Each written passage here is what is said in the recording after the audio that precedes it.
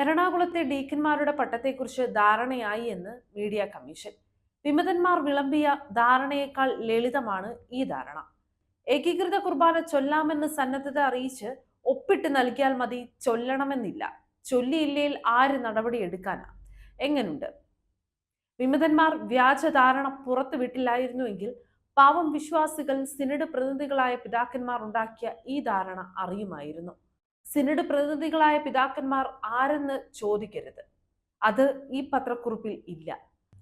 Synod പ്രതിനിധികളായ പിതാക്കന്മാർ ആരെന്ന് ചോദിക്കരുത്. സിനഡ് പ്രതിനിധികളായ പിതാക്കന്മാർ ആരെന്ന് ചോദിക്കരുത്.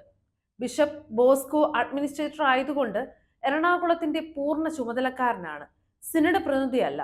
വിമതന്മാരുടെ രേഖപ്രകാരം പാമ്പ്ളാനി പിതാവ് മാത്രമാണ് അപ്പോൾ സിനഡ് പ്രതിനിധി.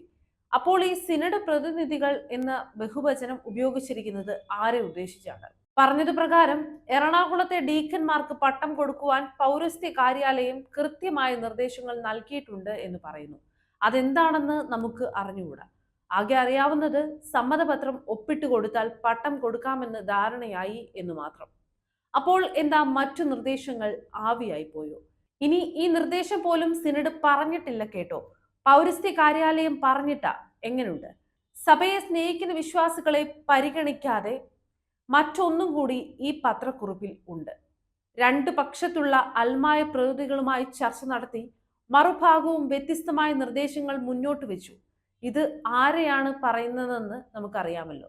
സിനഡ് തീരുമാനങ്ങൾ നടപ്പിലാക്കണമെന്ന് ശക്തമായി സംസാരിക്കുകയും അതിനുവേണ്ടി മാനവും സ്വത്തും പണയം വെച്ച് പ്രയത്നിക്കുകയും ചെയ്യുന്നവർ എന്നു മുതലാണ് മീഡിയ കമ്മീഷനെ നിങ്ങൾക്ക് മറുവിഭാഗമായി തീർന്നത്.